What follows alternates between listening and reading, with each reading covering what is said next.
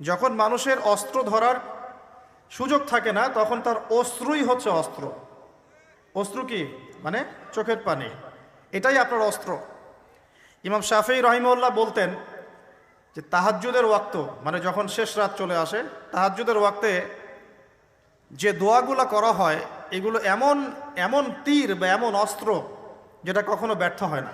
জুমার দিনে দুটো সময় থাকে, এই সময় আপনি যে দোয়াই করবেন আল্লাহ কবুল করবেন ইনশাআল্লাহ, যদি আপনার আকীদার মধ্যে শিরক না থাকে, আমলে বেদাত না থাকে এবং রিজিকটা হালাল হয়। সময়টা হচ্ছে জুমার খুতবা, খতিব যে খুতবা দেওয়ার পরে নামাজ পড়ান না, খুতবার পরে নামাজ পড়ান। খুতবা শুরু হওয়া থেকে নামাজ শেষ হওয়ার এই যে মধ্যবর্তী সময়, এই সময় দোয়া কবুল হয়। আজকে আমরা কয়জন দোয়া করেছি? ইমাম সাহেবরা, খতিব সাহেবরা দোয়া করেছেন খুতবায়। জনগণ আমরা আরবি সম্পর্কে এতটাই অজ্ঞ যে যখন ইমাম দোয়া করেন ওইটা যে দোয়া, এই দোয়ার সাথে আমিন বলতে হবে এটাও আমাদের জানা থাকে। প্রত্যেক মেম্বর থেকে আজকে বলা হয়েছে আল্লাহুম্মা আইজ আল ইসলাম ওয়াল মুসলিমিন, তখন মানুষ বসে বসে আঙ্গুল ফুটায়, মোবাইল টিপে, জানেই না যে দোয়া হচ্ছে আল্লাহুম্মা আইজ আল ইসলাম ওয়াল মুসলিমিন, আল্লাহ ইসলাম এবং মুসলমানদেরকে তুমি ইজ্জত দাও, সম্মান দাও। ওয়াদিল্লা শিরক ওয়াল মুশরিকিন, প্রত্যেক খতিব বলেছেন আজকে আল্লাহ তুমি মুশরিকদেরকে এবং শিরককে অপদস্থ করো। ওয়াদাম্মির আ'দা আদ-দ্বীন, তোমার দিনের যত শত্রু আছে আল্লাহ তাদেরকে ধ্বংস করে দাও। ওয়ানসুর ইবাদাকাল মুমিনিন, আল্লাহ তোমার মুমিন বান্দাদেরকে তুমি সাহায্য করো। এগুলো কি দোয়া না? দোয়া না।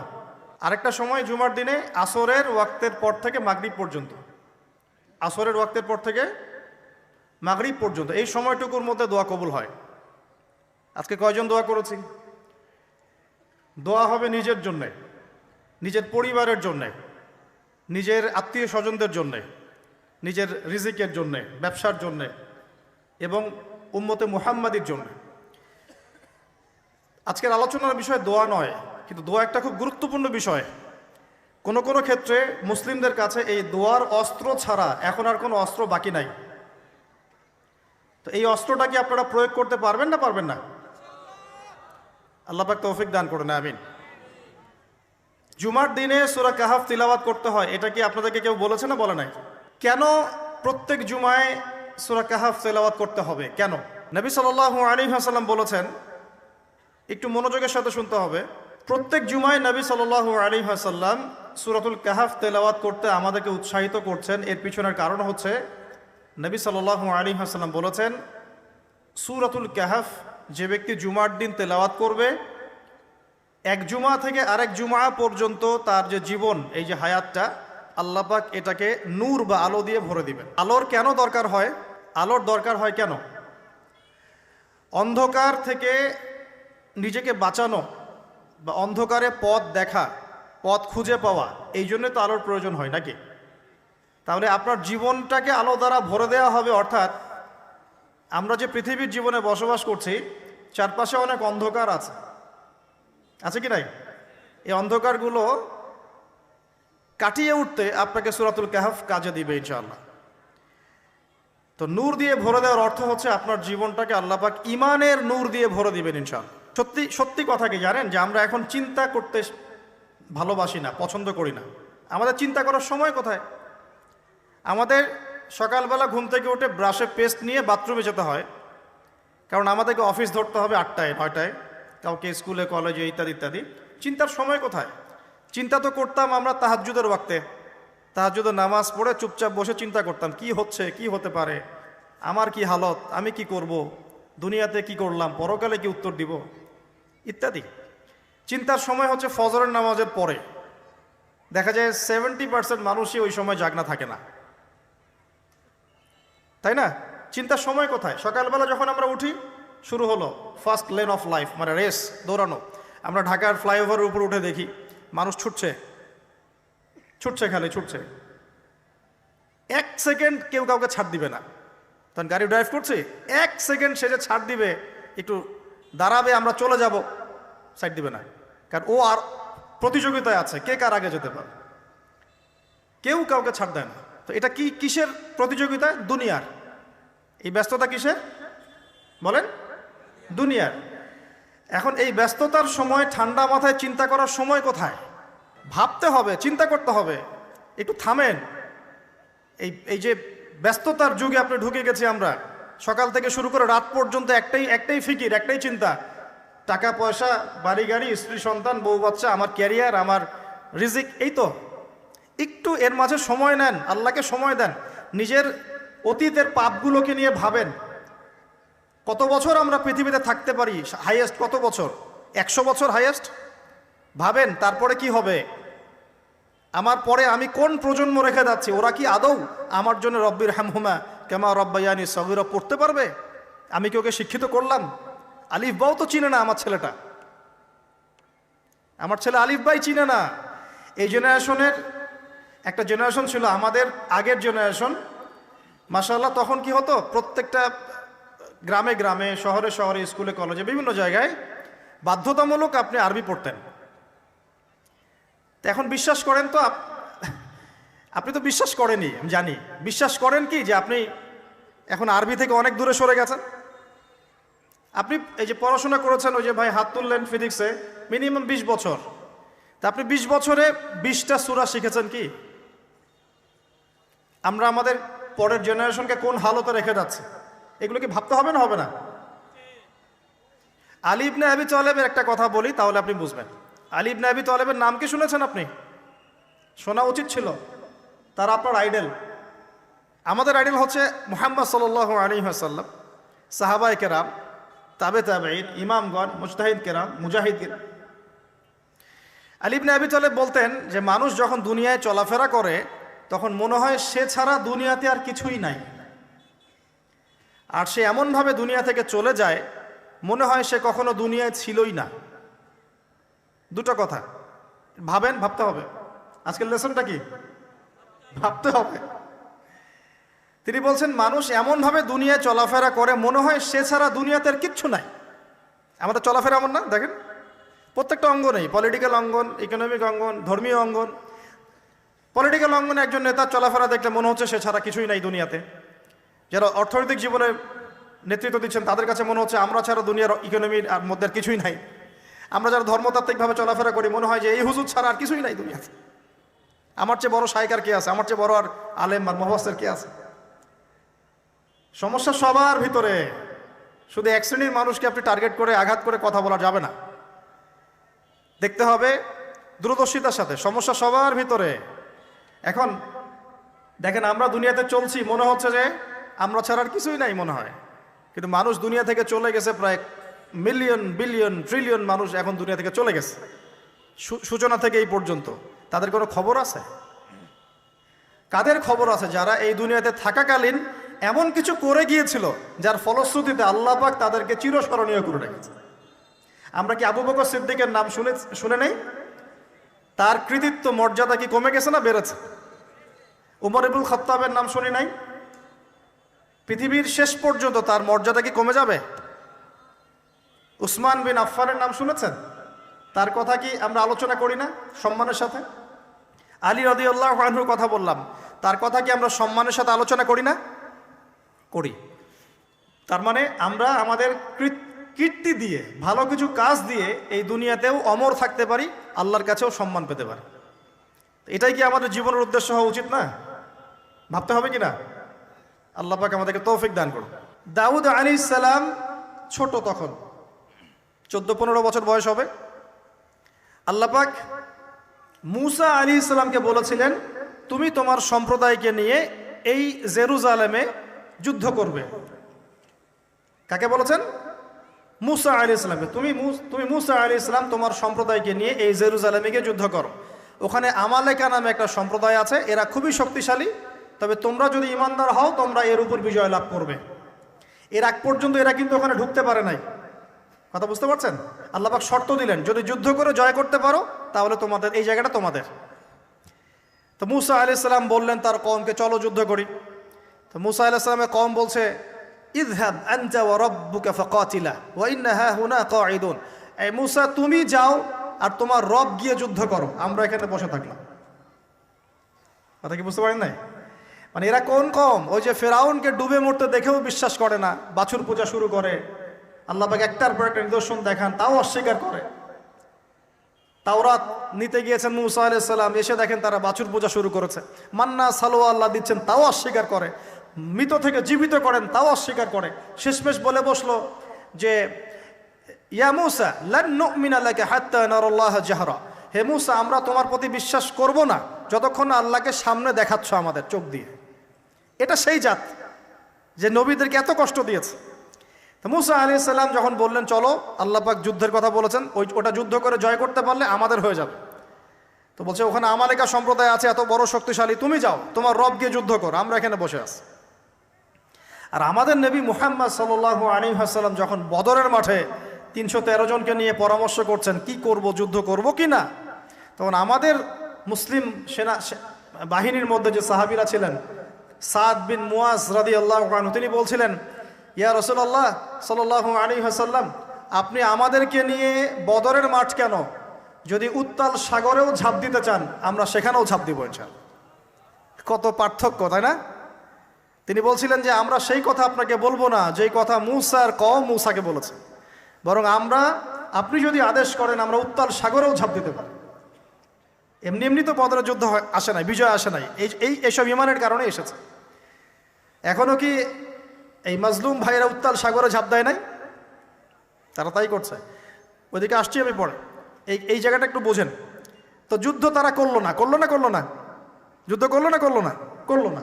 আল্লাহ পাক শাস্তি দিলেন। কি শাস্তি? 40 বছর আল্লাহ পাক ওদেরকে একটা জায়গায় ঘুরপাক খাওয়ানো শুরু করলেন। সকালে উঠে একটা পাহাড়কে কেন্দ্র করে ঘুরতো, সন্ধ্যায় এসে আবার সেই জায়গায় থেমে যেত। এটাকে বলা হয় তিহ উপত্যকার 40 বছরের শাস্তি। সূরা বাকারার মধ্যে দলিল আছে। এবার মুসা আলাইহিস সালামের জীবনটা শেষ, উনার হায়াত শেষ, উনি চলে গেলেন আল্লাহর কাছে। পরবর্তীতে নবী হলেন ইউশা বিন নুন। কি নাম? ইউশা বিন নুন। মনে রাখার চেষ্টা করেন, ভুলে যান না আবার। ইউশা বিন নুন একজন নবী। এবার ইউশা বিন নুনের সময় ওই বনু ইসরাইলি বলছে যে আমরা যুদ্ধ করতে চাই, ওই জায়গা আমরা দখল করতে চাই। আর ভাত খাওয়া কমায় দিয়ে রুটি খান বেশি করে, আর ভাতের চেয়ে তরকারি বেশি খাবেন।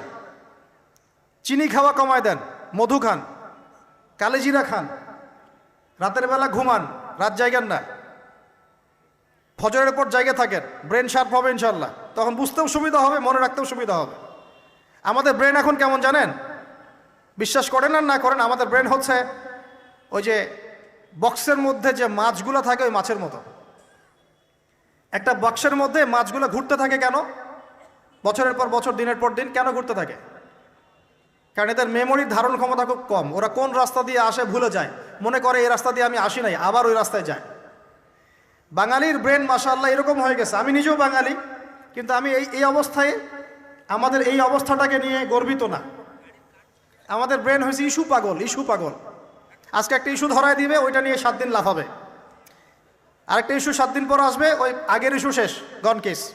আজকে আমরা যখন ফ্লাইওভার দিয়ে আসছিলাম তখন ওখান থেকে আসার সময় মনে হচ্ছিল এই তো কয়দিন আগে এই মার্কেটটা পুড়ে গিয়েছিল। এখন কয়জনের মনে ছিল কি? আমাদের ব্রেন খুবই শর্ট টাইম মেমোরি লস হয়ে গেছে। তো এই জন্যে মনোযোগ বাড়ানোর জন্য কি করতে হবে বললাম, ভাত খাওয়া কমাইতে হবে, তরকারি খাইতে হবে বেশি, আর কি চিনি খাওয়া কমাইতে হবে, মধু খাবেন, কালেজিরা খাবেন, রাত জাগবেন না, ফজরের পর জিকির আজগার তাসবিহ তাহলিল করবেন। এবং সবচেয়ে বড় কথা হচ্ছে প্রতিদিন কমপক্ষে 1 ঘন্টা কোরআন তেলাওয়াত করতে হবে, না হলে মেমোরি ড্যামেজ হয়ে যাবে। এই কারণে আমাদের মেমোরি আস্তে আস্তে ড্যামেজ হতে দেখেন আমরা আর এই জেনারেশনের মধ্যে আপনি বুখারি খুঁজে পাচ্ছেন না, ইমাম বুখারি নাই, আবু হানিফা এই জেনারেশনে নাই, এই জেনারেশনে শাফিঈ আহমদের মতো মানুষ নাই। আল্লাহ পাক আমাদেরকে বোঝার তৌফিক দান করুন। মাঝখানে কিছু কথা বললাম, মন খারাপ করে না, আপনাদের ভালোর জন্য, আমার ভালোর জন্য। আল্লাহ পাক আমাকে আমল করার তৌফিক দান করুন, আপনাদেরকে আমল করার তৌফিক দান করুন। ইউশা বিন নুন এখন বলছেন যে আচ্ছা তোমরা তো আবার যুদ্ধ করতে চাচ্ছ, মুসা আলাইহিস সালামের সময় তো যুদ্ধ করতে বলা হয়েছিল, করো নাই। এখন যদি আবার যুদ্ধের কথা বলা হয়, যদি তোমরা আবার পালায় যাও, তখন তারা বলছে ওয়ামা লানা আল্লা নুকাতিলা ফি সাবিলিল্লাহ, কেন আমরা আল্লাহর রাস্তায় যুদ্ধ করব না? ওয়াকাদ উখরিজনা মিন দিয়ারিনা, আমাদেরকে আমাদের বাড়িঘর থেকে বের করে দেওয়া হয়েছে, ওয়া আবনাইনা, আমাদের সন্তান থেকে বিচ্ছেদ করানো হয়েছে, কেন যুদ্ধ করব না? অবশ্যই যুদ্ধ করব। তো বলছি ঠিক আছে, তাহলে আমি আল্লাহর কাছে দোয়া করলাম। হ্যাঁ করেন। আল্লাহর কাছে দোয়া করা হলো, আল্লাহ পাক বললেন যা জিহাদ ফরজ করলাম, নাও যুদ্ধ করো। ওখানে কোন সম্প্রদায় আছে? আমালেকা, অনেক শক্তিশালী, অনেক বিশাল দেহী। এখন যুদ্ধের আয়াত ফরজ হওয়ার পরে এখন বনু ইসরাইল বলছে আচ্ছা আমাদেরকে একটা নেতা নিযুক্ত করে দিন, তাহলে সেনাপতি নিযুক্ত করুন। সেনাপতি লাগে কি লাগে না? 15 থেকে 20 বছরের ছেলে পেলের যা অবস্থা দেখলে আমাদের চোখ দিয়ে পানি বের হয়। আবার শুকরিয়া আদায় করি আলহামদুলিল্লাহ, ওই যুগে আমরা, এই যুগটা আমরা এইভাবে নষ্ট করি না, আলহামদুলিল্লাহ। কি একটা অবস্থা! এদের অর্ধেকের সাইকোলজি নষ্ট করে দিয়েছে বিভিন্ন মুভিজ, সিনেমা। এখনকার অনেক মুভিজে দেখায় যে সে গ্যাংস্টার হচ্ছে, গ্যাংস্টার হওয়াটা একটা প্যাশন। ওইটা দেখে দেখে সে নিজেও গ্যাংস্টার হওয়ার চেষ্টা করে, সাইকোলজি নিয়ে খেলে। কিছু কিছু মুভিজ এখন রিলিজ করা হয়, আমি দেখি না, আমাকে বলা হয়েছে, যেগুলো উৎসাহিত করে মানুষকে এ ধরনের গুন্ডামি কাজ করতে, প্রেমিকাকে নিয়ে পালায় যাবে, এটা করবে সেটা করবে, এগুলো তো উৎসাহিত হয়ে ছেলেবেলারা এই কাজগুলো করে। না পড়াশোনা করতেছে, না ইতিহাস জানে, না সংস্কৃতি, না বিশ্ব, না অর্থনীতি, না ধর্ম। আসলে আসি কোন দিকে?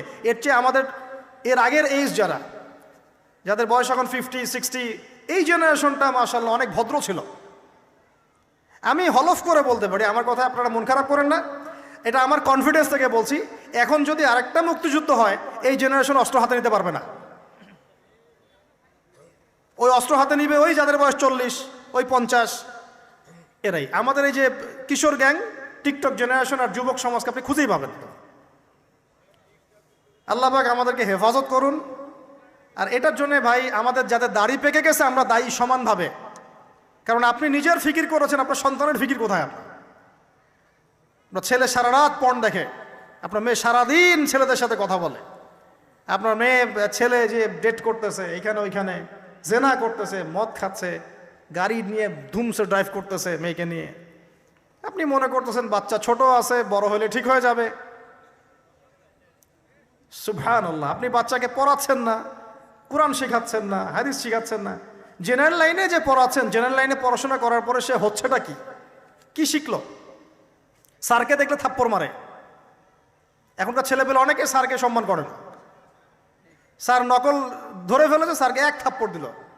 গুন্ডামি শিখেছে, গুন্ডামি। আদব, সবর, নীতি নৈতিকতা এগুলো নাই, তো উঠে যাচ্ছে দিন দিন। দেখেন আমরাও স্কুলে পড়েছি, কলেজে পড়েছি, কিন্তু আমরা তো বেয়াদব ছিলাম। বেয়াদবি এক জিনিস আর দুষ্টামি এক জিনিস। আমরা দুষ্ট ছিলাম, খুব দুষ্ট ছিলাম, দুরন্ত।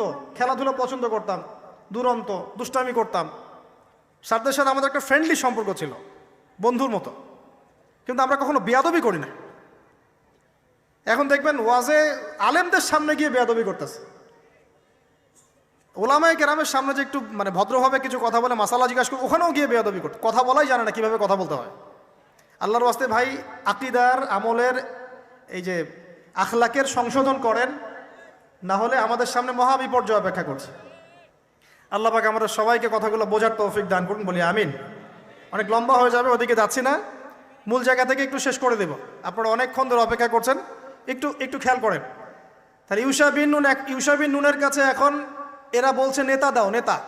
তো ইউশা বিন নুন বলছে ঠিক আছে আমি দোয়া করলাম। আল্লাহ পাক তালুতকে নেতা বানালেন। কাকে? তালুত।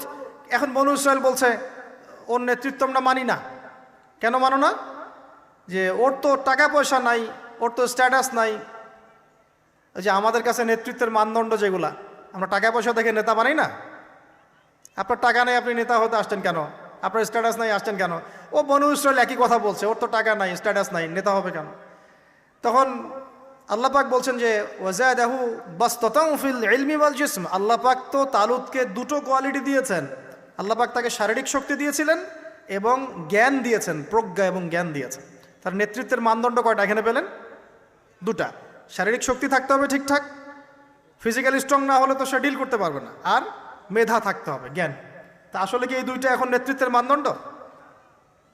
সুবহানাল্লাহ।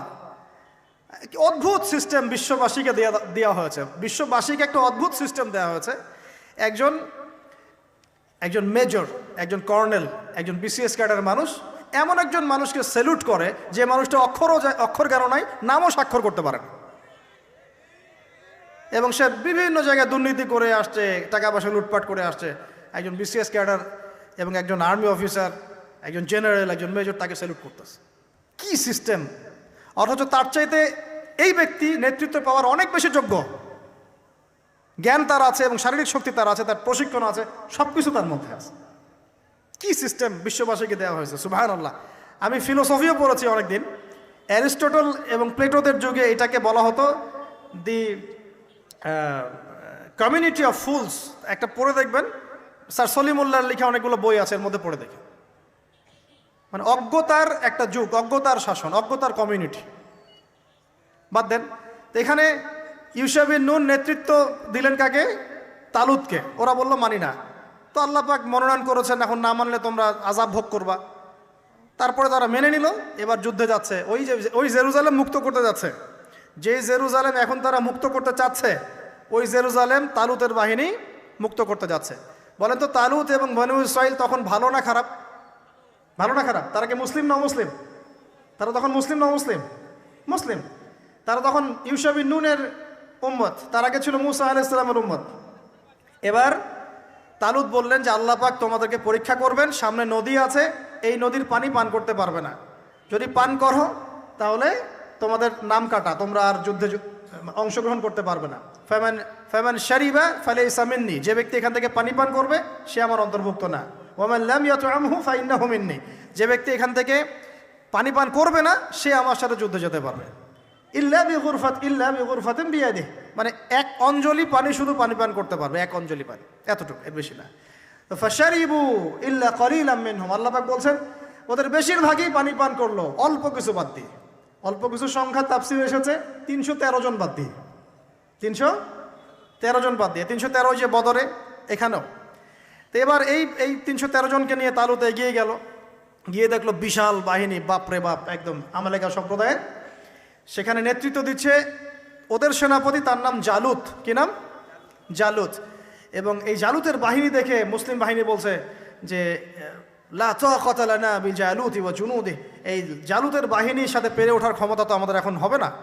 কিন্তু যারা ভেবেছিল যে আল্লাহর সাথে সাক্ষাৎ করতে হবে, যাদের ঈমান দৃঢ় ছিল, তারা বলেছিল কাম মিন ফিআতিন কলিলাতিন গালাবাত ফিআতান কাসীরাতান বিইذনিল্লাহ, তোমরা ভয় পেও না, আল্লাহর হুকুমে বহু ছোট ছোট দল বড় বড় দলের উপর বিজয় লাভ করেছে।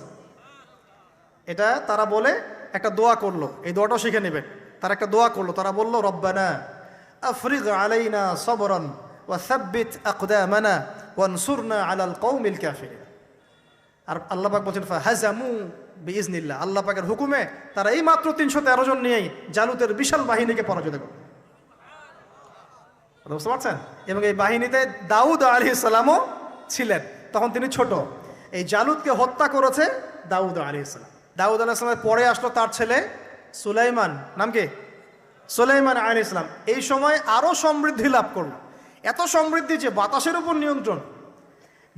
জিনরা ডুবুরির কাজ করে পাথর এনে দেয়, জিনরা ডুবুরির কাজ করে মণিমুক্ত এনে দেয়। জিনদেরকে দিয়ে এই যে বাইতুল মুকাদ্দাস তিনি নির্মাণ করালেন আবার, তাই না? এই যে বাইতুল মুকাদ্দাসের কথা বলছে। তারপরে বাতাসকে যদি বলেন এখান থেকে আমাকে নিয়ে যাও, 1 মাসের পথ 1 বেলায় চলে যাচ্ছে। পিঁপড়া হাঁটছে, সুলাইমান আলাইহিস সালাম পিঁপড়ার ভাষা বোঝেন, পাখির ভাষা বোঝেন। তারা তেলাওয়াত করেন, মাছ এসে তেলাওয়াত শুনে। মানে এমন একটা সভ্যতা, এই সভ্যতা পৃথিবীতে আসেনি কখন।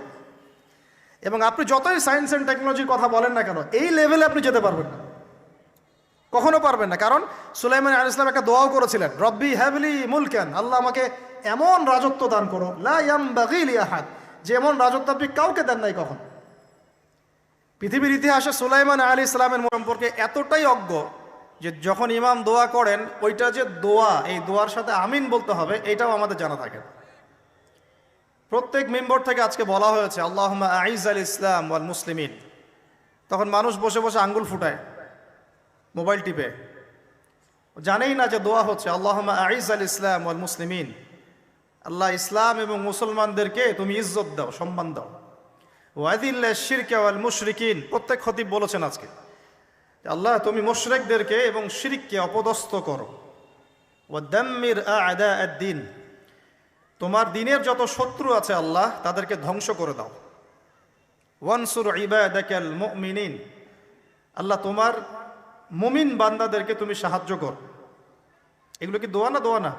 আরেকটা সময় জুমার দিনে আসরের ওয়াক্তের পর থেকে মাগরিব পর্যন্ত, আসরের ওয়াক্তের পর থেকে মাগরিব পর্যন্ত এই সময়টুকুর মধ্যে দোয়া কবুল হয়। আজকে কয়জন দোয়া করেছি? দোয়া হবে নিজের জন্যে, নিজের পরিবারের জন্যে, নিজের আত্মীয় স্বজনদের জন্যে, নিজের রিজিকের জন্যে, ব্যবসার জন্যে এবং উম্মতে মুহাম্মাদির জন্যে। আজকের আলোচনার বিষয় দোয়া নয়, কিন্তু দোয়া একটা খুব গুরুত্বপূর্ণ বিষয়। কোনো কোনো ক্ষেত্রে মুসলিমদের কাছে এই দোয়ার অস্ত্র ছাড়া এখন আর কোনো অস্ত্র বাকি নাই। তো এই অস্ত্রটা কি আপনারা প্রয়োগ করতে পারবেন না পারবেন না? আল্লাহ পাক তৌফিক দান করুন, আমিন। জুমার দিনে সূরা কাহাফ তিলাওয়াত করতে হয়, এটা কি আপনাদেরকে কেউ বলেছে না বলে নাই? কেন প্রত্যেক জুমায় সূরা কাহাফ তিলাওয়াত করতে হবে? কেন? নবী সাল্লাল্লাহু আলাইহি ওয়াসাল্লাম বলেছেন, একটু মনোযোগের সাথে শুনতে হবে। প্রত্যেক জুমায় নবী সাল্লাল্লাহু আলাইহি ওয়াসাল্লাম সূরাতুল কাহাফ তেলাওয়াত করতে আমাদেরকে উৎসাহিত করছেন। এর পিছনের কারণ হচ্ছে নবী সাল্লাল্লাহু আলাইহি ওয়াসাল্লাম বলেছেন, সূরাতুল কাহাফ যে ব্যক্তি জুমার দিন তেলাওয়াত করবে, এক জুমা থেকে আরেক জুমা পর্যন্ত তার যে জীবন, এই যে হায়াতটা, আল্লাহ পাক এটাকে নূর বা আলো দিয়ে ভরে দিবেন। আলোর কেন দরকার হয়? আলোর দরকার হয় কেন? অন্ধকার থেকে নিজেকে বাঁচানো বা অন্ধকারে পথ দেখা, পথ খুঁজে পাওয়া, এই জন্য তো আলোর প্রয়োজন হয় নাকি? তাহলে আপনার জীবনটাকে আলো দ্বারা ভরে দেওয়া হবে। অর্থাৎ আমরা যে পৃথিবীর জীবনে বসবাস করছি, চারপাশে অনেক অন্ধকার আছে, আছে কি নাই? এই অন্ধকারগুলো কাটিয়ে উঠতে আপনাকে সূরাতুল কাহাফ কাজে দিবে ইনশাআল্লাহ। তো নূর দিয়ে ভরে দেওয়ার অর্থ হচ্ছে আপনার জীবনটাকে আল্লাহ পাক ঈমানের নূর দিয়ে ভরে দিবেন ইনশাআল্লাহ। সত্যি সত্যি কথা কি জানেন, যে আমরা এখন চিন্তা করতে ভালোবাসি না, পছন্দ করি না। আমাদের চিন্তা করার সময় কোথায়? আমাদের সকালবেলা ঘুম থেকে উঠে ব্রাশে পেস্ট নিয়ে বাথরুমে যেতে হয়, কারণ আমাদেরকে অফিস ধরতে হবে 8টায় 9টায়, কাউকে স্কুলে কলেজে ইত্যাদি ইত্যাদি। চিন্তার সময় কোথায়? চিন্তা তো করতাম আমরা তাহাজ্জুদের ওয়াক্তে, তাহাজ্জুদের নামাজ পড়ে চুপচাপ বসে চিন্তা করতাম, কি হচ্ছে, কি হতে পারে, আমার কি হালত, আমি কি করব, দুনিয়াতে কি করলাম, পরকালে কি উত্তর দিব, ইত্যাদি। চিন্তার সময় হচ্ছে ফজরের নামাজের পরে। দেখা যায় 70% মানুষই ওই সময় জাগনা থাকে না, তাই না? চিন্তার সময় কোথায়? সকালবেলা যখন আমরা উঠি, শুরু হলো ফার্স্ট লেন অফ লাইফ, মানে রেস, দৌড়ানো। আমরা ঢাকার ফ্লাইওভারের উপর উঠে দেখি মানুষ ছুটছে, ছুটছে, খালি ছুটছে। 1 সেকেন্ড কেউ কাউকে ছাড় দিবে না। তখন গাড়ি ড্রাইভ করছে, 1 সেকেন্ড সে যে ছাড় দিবে, একটু দাঁড়াবে, আমরা চলে যাব, সাইড দিবে না। কারণ ও আর প্রতিযোগিতায় আছে, কে কার আগে যেতে পারে। কেউ কাউকে ছাড় দেয় না। তো এটা কি, কিসের প্রতিযোগিতা? দুনিয়ার। এই ব্যস্ততা কিসের বলেন? দুনিয়ার। এখন এই ব্যস্ততার সময় ঠান্ডা মাথায় চিন্তা করার সময় কোথায়? ভাবতে হবে, চিন্তা করতে হবে। একটু থামেন। এই যে ব্যস্ততার যুগে আপনি ঢুকে গেছি আমরা, সকাল থেকে শুরু করে রাত পর্যন্ত একটাই ফিকির, একটাই চিন্তা, টাকা পয়সা, বাড়ি গাড়ি, স্ত্রী সন্তান, বউ বাচ্চা, আমার ক্যারিয়ার, আমার রিজিক, এই তো। একটু এর মাঝে সময় নেন, আল্লাহকে সময় দেন, নিজের অতীতের পাপগুলোকে নিয়ে ভাবেন। কত বছর আমরা পৃথিবীতে থাকতে পারি? হাইয়েস্ট কত বছর? 100 বছর হাইয়েস্ট। ভাবেন তারপরে কি হবে? আমার পরে আমি কোন প্রজন্ম রেখে যাচ্ছি? ওরা কি আদৌ আমার জন্য রব্বির হামহুমা কামা রব্বায়ানি সগীরা পড়তে পারবে? আমি কি ওকে শিক্ষিত করলাম? আলিফ বাও তো চিনে না আমার ছেলেটা, আমার ছেলে আলিফ বাই চিনে না। এই জেনারেশনের একটা জেনারেশন ছিল, আমাদের আগের জেনারেশন, মাশাআল্লাহ। তখন কি হতো? প্রত্যেকটা গ্রামে গ্রামে, শহরে শহরে, স্কুলে কলেজে, বিভিন্ন জায়গায় বাধ্যতামূলক আপনি আরবি পড়তেন। তো এখন বিশ্বাস করেন তো? আপনি তো বিশ্বাস করেনই, আমি জানি। বিশ্বাস করেন কি যে আপনি এখন আরবি থেকে অনেক দূরে সরে গেছেন? আপনি এই যে পড়াশোনা করেছেন, ওই যে ভাই হাত তুললেন ফিজিক্সে, মিনিমাম 20 বছর। তা আপনি 20 বছরে 20টা সূরা শিখেছেন কি? আমরা আমাদের পরের জেনারেশনকে কোন হালতে রেখে যাচ্ছে, এগুলো কি ভাবতে হবে না? হবে না? আলী ইবনে আবি তালেবের একটা কথা বলি, তাহলে আপনি বুঝবেন। আলী ইবনে আবি তালেবের নাম কি শুনেছেন আপনি? শোনা উচিত ছিল। তারা আপনার আইডল। আমাদের আইডল হচ্ছে মুহাম্মদ সাল্লাল্লাহু আলাইহি ওয়াসাল্লাম, সাহাবায়ে কেরাম, তাবেঈন, ইমামগণ, মুজতাহিদ কেরাম, মুজাহিদ। আলী ইবনে আবি তালেব বলতেন যে মানুষ যখন দুনিয়ায় চলাফেরা করে তখন মনে হয় সে ছাড়া দুনিয়াতে আর কিছুই নাই, আর সে এমনভাবে দুনিয়া থেকে চলে যায় মনে হয় সে কখনো দুনিয়ায় ছিলই না। দুটো কথা ভাবেন, ভাবতে হবে। আজকের লেসনটা কি? ভাবতে হবে। তিনি বলছেন মানুষ এমনভাবে দুনিয়ায় চলাফেরা করে মনে হয় সে ছাড়া দুনিয়াতে আর কিচ্ছু নাই। আমাদের চলাফেরা এমন না? দেখেন প্রত্যেকটা অঙ্গনেই, পলিটিক্যাল অঙ্গন, ইকোনমিক অঙ্গন, ধর্মীয় অঙ্গন। পলিটিক্যাল অঙ্গনে একজন নেতার চলাফেরা দেখলে মনে হচ্ছে সে ছাড়া কিছুই নাই দুনিয়াতে। যারা অর্থনৈতিক জীবনে নেতৃত্ব দিচ্ছেন তাদের কাছে মনে হচ্ছে আমরা ছাড়া দুনিয়ার ইকোনমির আর মধ্যে কিছুই নাই। আমরা যারা ধর্মতাত্ত্বিকভাবে চলাফেরা করি মনে হয় যে এই হুজুর ছাড়া আর কিছুই নাই দুনিয়াতে। আমার চেয়ে বড় শায়ক আর কে আছে, আমার চেয়ে বড় আর আলেম আর মুফাসসির কে আছে? সমস্যা সবার ভিতরে। শুধু এক শ্রেণীর মানুষকে আপনি টার্গেট করে আঘাত করে কথা বলা যাবে না। দেখতে হবে দূরদর্শিতার সাথে, সমস্যা সবার ভিতরে। এখন দেখেন আমরা দুনিয়াতে চলছি মনে হচ্ছে যে আমরা ছাড়া আর কিছুই নাই মনে হয়, কিন্তু মানুষ দুনিয়া থেকে চলে গেছে প্রায় মিলিয়ন, বিলিয়ন, ট্রিলিয়ন মানুষ এখন দুনিয়া থেকে চলে গেছে সূচনা থেকে এই পর্যন্ত। তাদের কোনো খবর আছে? কাদের খবর আছে? যারা এই দুনিয়াতে থাকাকালীন এমন কিছু করে গিয়েছিল যার ফলশ্রুতিতে আল্লাহ পাক তাদেরকে চিরস্মরণীয় করে রেখেছে। আমরা কি আবু বকর সিদ্দিকের নাম শুনে নেই? তার কৃতিত্ব মর্যাদা কি কমে গেছে না বেড়েছে? উমর ইবনুল খাত্তাবের নাম শুনি নাই? পৃথিবীর শেষ পর্যন্ত তার মর্যাদা কি কমে যাবে? উসমান বিন আফফানের নাম শুনেছেন? তার কথা কি আমরা আলোচনা করি না সম্মানের সাথে? আলী রাদিয়াল্লাহু আনহুর কথা বললাম, তার কথা কি আমরা সম্মানের সাথে আলোচনা করি না? করি। তার মানে আমরা আমাদের কীর্তি দিয়ে, ভালো কিছু কাজ দিয়ে এই দুনিয়াতেও অমর থাকতে পারি, আল্লাহর কাছেও সম্মান পেতে পারি। এটাই কি আমাদের জীবনের উদ্দেশ্য হওয়া উচিত না? ভাবতে হবে কি না? আল্লাহ পাক আমাদেরকে তৌফিক দান করুন। দাউদ আলাইহিস সালাম ছোট, তখন 14-15 বছর বয়স হবে। আল্লাহ পাক মূসা আলাইহিস সালামকে বলেছিলেন তুমি তোমার সম্প্রদায়কে নিয়ে এই জেরুজালেমে যুদ্ধ করবে। কাকে বলেছেন? মূসা আলাইহিস সালামকে। তুমি মূসা আলাইহিস সালাম তোমার সম্প্রদায়কে নিয়ে এই জেরুজালেমে গিয়ে যুদ্ধ করো। ওখানে আমালেকা নামে একটা সম্প্রদায় আছে, এরা খুবই শক্তিশালী, তবে তোমরা যদি ইমানদার হও তোমরা এর উপর বিজয় লাভ করবে। এর আগ পর্যন্ত এরা কিন্তু ওখানে ঢুকতে পারে নাই। কথা বুঝতে পারছেন? আল্লাহ পাক শর্ত দিলেন যদি যুদ্ধ করে জয় করতে পারো তাহলে তোমাদের এই জায়গাটা তোমাদের। তো মূসা আলাইহিস সালাম বললেন তার কওমকে চলো যুদ্ধ করি। তো মূসা আলাইহিস সালামের কওম বলছে ইযহাব আনতা ওয়া রাব্বুকা ফাকাতিলা ওয়া ইন্না হাহুনা কাঈদুন। এই মূসা তুমি যাও আর তোমার রব গিয়ে যুদ্ধ করো, আমরা এখানে বসে থাকলাম। কথা কি বুঝতে পারেন নাই? মানে এরা কোন কওম? ওই যে ফেরাউনকে ডুবে মরতে দেখেও বিশ্বাস করে না, বাছুর পূজা শুরু করে, আল্লাহ পাক একটার পর একটা নিদর্শন দেখান তাও অস্বীকার করে। তাওরাত নিতে গিয়েছেন মূসা আলাইহিস সালাম, এসে দেখেন তারা বাছুর পূজা শুরু করেছে। মান্না সালোয়া আল্লাহ দিচ্ছেন তাও অস্বীকার করে, মৃত থেকে জীবিত করেন তাও অস্বীকার করে। শেষমেশ বলে বসলো যে ইয়া মূসা লান নুমিনা লাকা হাত্তা নারাল্লাহ জাহরা। হে মূসা আমরা তোমার প্রতি বিশ্বাস করব না যতক্ষণ আল্লাহকে সামনে দেখাচ্ছ আমাদের চোখ দিয়ে। এটা সেই জাত যে নবীদেরকে এত কষ্ট দিয়েছে। তো মূসা আলাইহিস সালাম যখন বললেন চলো, আল্লাহ পাক যুদ্ধের কথা বলেছেন, ওটা যুদ্ধ করে জয় করতে পারলে আমাদের হয়ে যাবে। তো বলছে ওখানে আমালেকা সম্প্রদায় আছে এত বড় শক্তিশালী, তুমি যাও তোমার রব গিয়ে যুদ্ধ করো, আমরা এখানে বসে আছি। আর আমাদের নবী মুহাম্মদ সাল্লাল্লাহু আলাইহি ওয়াসাল্লাম যখন বদরের মাঠে 313 জনকে নিয়ে পরামর্শ করছেন কি করব, যুদ্ধ করব কি না, তখন আমাদের মুসলিম সেনা বাহিনীর মধ্যে যে সাহাবীরা ছিলেন সাদ বিন মুয়াজ রাদিয়াল্লাহু আনহু, তিনি বলছিলেন ইয়া রাসূলুল্লাহ সাল্লাল্লাহু আলাইহি ওয়াসাল্লাম আপনি আমাদেরকে নিয়ে বদরের মাঠ কেন, যদি উত্তাল সাগরেও ঝাঁপ দিতে চান আমরা সেখানেও ঝাঁপ দিব ইনশাআল্লাহ। কত পার্থক্য, তাই না? তিনি বলছিলেন যে আমরা সেই কথা আপনাকে বলবো না যেই কথা মূসার কওম মূসাকে বলেছে, বরং আপনি যদি আদেশ করেন আমরা উত্তাল সাগরেও ঝাঁপ দিতে পারি। এমনি এমনি তো বদরের যুদ্ধ আসে নাই, বিজয় আসে নাই, এইসব ইমানের কারণে এসেছে। এখনো কি এই মাজলুম ভাইয়েরা উত্তাল সাগরে ঝাঁপ দেয় নাই? তারা তাই করছে।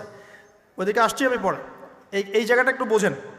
তো যুদ্ধ তারা করলো না, যুদ্ধ করলো না। আল্লাহ পাক শাস্তি দিলেন। কি শাস্তি? 40 বছর আল্লাহ পাক ওদেরকে একটা জায়গায় ঘুরপাক খাওয়ানো শুরু করলেন। সকালে উঠে একটা পাহাড়কে কেন্দ্র করে ঘুরতো, সন্ধ্যায় এসে আবার সেই জায়গায় থেমে যেত। এটাকে বলা হয় তিহ উপত্যকার 40 বছরের শাস্তি। সূরা বাকারার মধ্যে দলিল আছে। এবার মূসা আলাইহিস সালামের জীবনটা শেষ, উনার হায়াত শেষ, উনি চলে গেলেন আল্লাহর কাছে। পরবর্তীতে নবী হলেন ইউশা বিন নুন। কি নাম? ইউশা বিন নুন। মনে রাখার চেষ্টা করেন, ভুলে যান না আবার। ইউশা বিন নুন একজন নবী। এবার ইউশা বিন নুনের সময় ওই বনু ইসরাঈলী বলছে যে আমরা যুদ্ধ করতে চাই, ওই জায়গা আমরা দখল করতে চাই। আর ভাত খাওয়া কমায় দেন, ভাত খাওয়া কমায় দিয়ে রুটি খান বেশি করে, আর ভাতের চেয়ে তরকারি বেশি খাবেন। চিনি খাওয়া কমায় দেন, মধু খান, কালেজিরা খান, রাতের বেলা ঘুমান, রাত জায়গার না, ফজরের পর জায়গা থাকেন, ব্রেন শার্প হবে ইনশাল্লাহ, তখন বুঝতেও সুবিধা হবে, মনে রাখতেও সুবিধা হবে। আমাদের ব্রেন এখন কেমন জানেন? বিশ্বাস করেন আর না করেন, আমাদের ব্রেন হচ্ছে ওই যে বক্সের মধ্যে যে মাছগুলো থাকে ওই মাছের মতো। একটা বক্সের মধ্যে মাছগুলো ঘুরতে থাকে কেন? বছরের পর বছর, দিনের পর দিন কেন ঘুরতে থাকে? কারণ এদের মেমোরির ধারণ ক্ষমতা খুব কম। ওরা কোন রাস্তা দিয়ে আসে ভুলে যায়, মনে করে এই রাস্তা দিয়ে আমি আসি নাই, আবার ওই রাস্তায় যায়। বাঙালির ব্রেন মাশাআল্লাহ এরকম হয়ে গেছে। আমি নিজেও বাঙালি, কিন্তু আমি এই অবস্থায়, আমাদের এই অবস্থাটাকে নিয়ে গর্বিত না। আমাদের ব্রেন হয়েছে ইস্যু পাগল, ইস্যু পাগল। আজকে একটা ইস্যু ধরায় দিবে, ওইটা নিয়ে 7 দিন লাফাবে। আরেকটা ইস্যু 7 দিন পর আসবে, ওই আগের ইস্যু শেষ, গন কেস। আজকে আমরা যখন ফ্লাইওভার দিয়ে আসছিলাম তখন ওখান থেকে আসার সময় মনে হচ্ছিল এই তো কয়দিন আগে এই মার্কেটটা পুড়ে গিয়েছিল। এখন কয়জনের মনে আছে? মনে ছিল কি? আমাদের ব্রেন খুবই শর্ট টাইম মেমোরি লস হয়ে গেছে। তাই জন্যে মনোযোগ বাড়ানোর জন্য কি করতে হবে বললাম, ভাত খাওয়া কমাইতে হবে, তরকারি খাইতে হবে বেশি, আর কি চিনি খাওয়া কমাইতে হবে, মধু খাবেন, কালেজিরা খাবেন, রাত জাগবেন না, ফজরের পর জিকির আজগার তাসবিহ তাহলিল করবেন। এবং সবচেয়ে বড় কথা হচ্ছে প্রতিদিন কমপক্ষে 1 ঘন্টা, কমপক্ষে 1 ঘন্টা কুরআন তেলাওয়াত করতে হবে, না হলে মেমোরি ড্যামেজ হয়ে যাবে। এই কারণে আমাদের মেমোরি আস্তে আস্তে ড্যামেজ হতে হতে হতে হতে দেখেন আমরা আর এই জেনারেশনের মধ্যে আপনি বুখারি খুঁজে পাচ্ছেন না, ইমাম বুখারি নাই, আবু হানিফা এই জেনারেশনে নাই, এই জেনারেশনে শাফিঈ আহমদের মতো মানুষ নাই। আল্লাহ পাক আমাদেরকে বোঝার তৌফিক দান করুন। মাঝখানে কিছু কথা বললাম, মন খারাপ করে না, আপনাদের ভালোর জন্য, আমার ভালোর জন্য। আল্লাহ পাক আমাকে আমল করার তৌফিক দান করুন, আপনাদেরকে আমল করার তৌফিক দান করুন। ইউশা বিন নুন এখন বলছেন যে আচ্ছা তোমরা তো আবার যুদ্ধ করতে চাচ্ছ, মূসা আলাইহিস সালামের সময় তো যুদ্ধ করতে বলা হয়েছিল, করো নাই।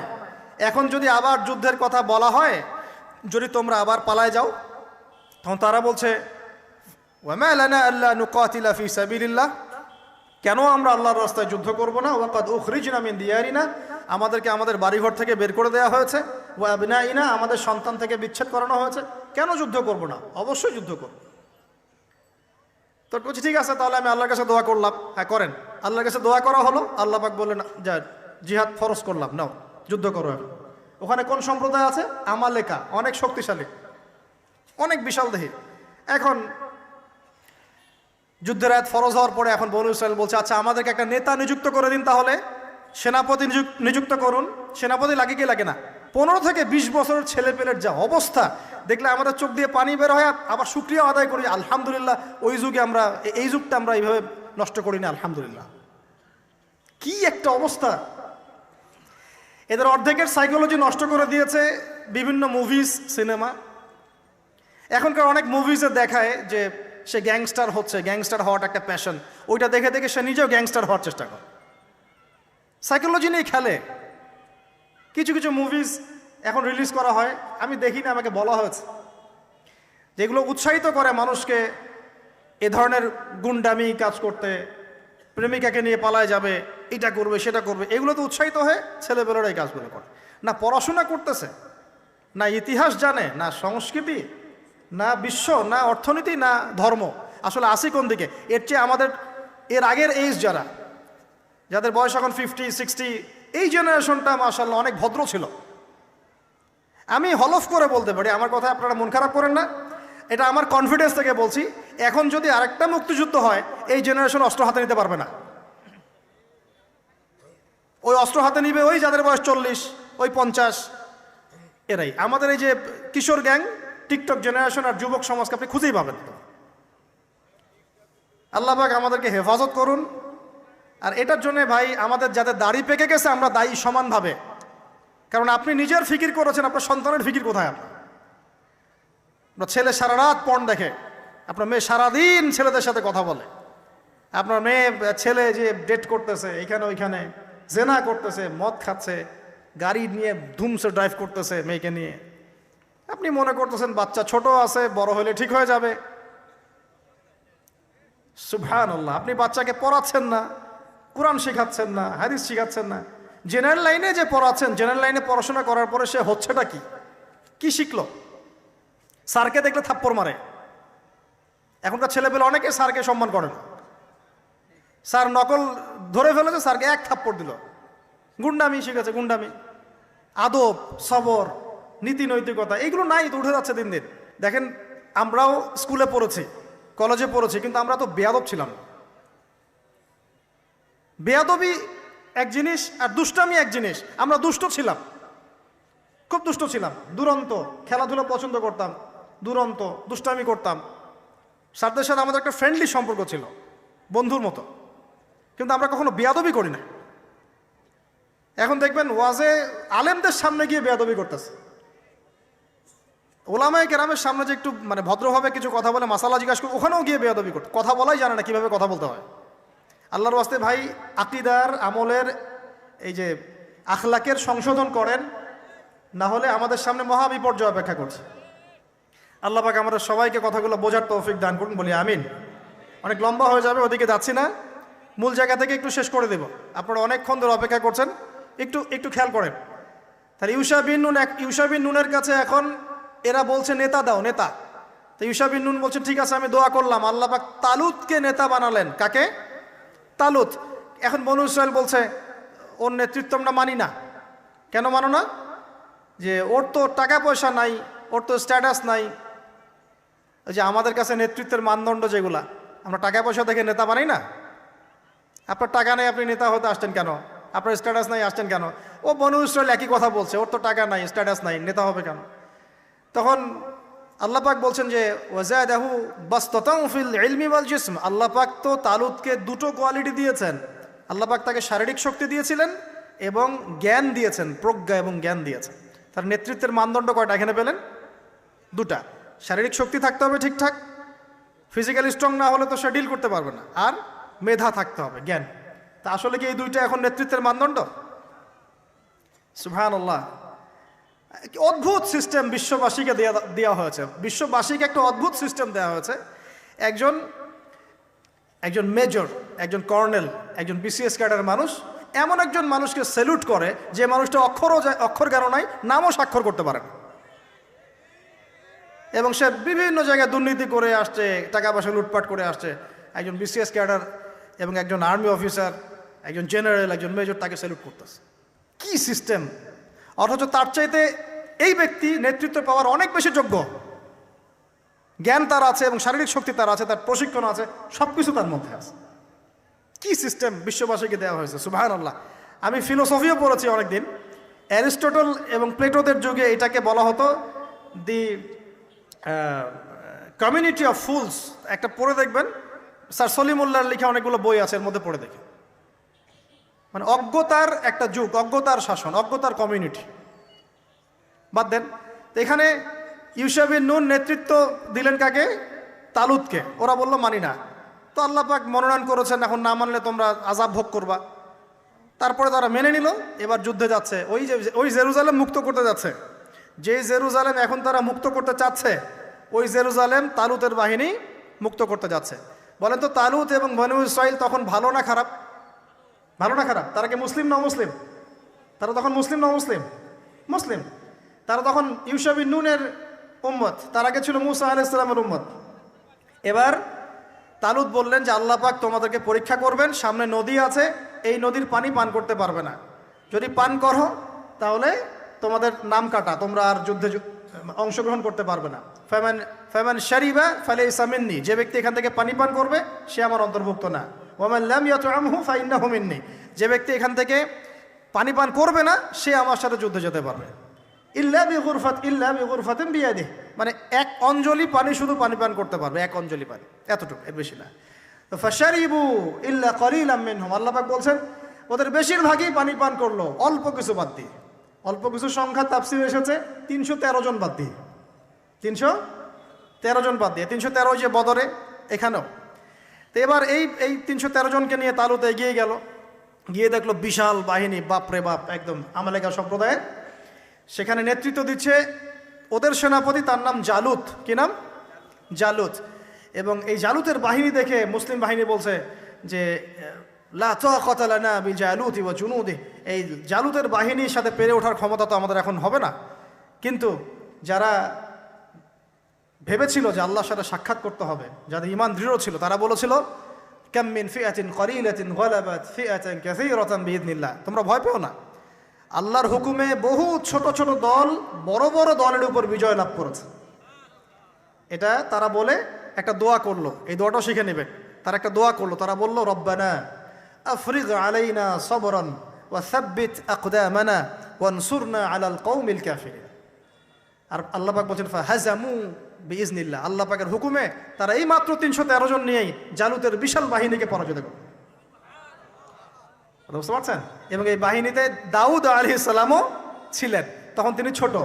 এই জালুতকে হত্যা করেছে দাউদ আলাইহিস সালাম। দাউদ আলাইহিস সালামের পরে আসলো তার ছেলে সুলাইমান, নাম কি? সুলাইমান আলাইহিস সালাম। এই সময় আরো সমৃদ্ধি লাভ করলো, এত সমৃদ্ধি যে বাতাসের উপর নিয়ন্ত্রণ। জিনরা ডুবুরির কাজ করে পাথর এনে দেয়, জিনরা ডুবুরির কাজ করে মণিমুক্তা এনে দেয়। জিনদেরকে দিয়ে এই যে বাইতুল মুকাদ্দাস তিনি নির্মাণ করালেন আবার, তাই না? এই যে বাইতুল মুকাদ্দাসের কথা বলছে। তারপরে বাতাসকে যদি বলেন এখান থেকে আমাকে নিয়ে যাও, 1 মাসের পথ 1 বেলায় চলে যাচ্ছে। পিঁপড়া হাঁটছে, সুলাইমান আলাইহিস সালাম পিঁপড়ার ভাষা বোঝেন, পাখির ভাষা বোঝেন। তারা তেলাওয়াত করেন, মাছ এসে তেলাওয়াত শুনে। মানে এমন একটা সভ্যতা, এই সভ্যতা পৃথিবীতে আসেনি কখন।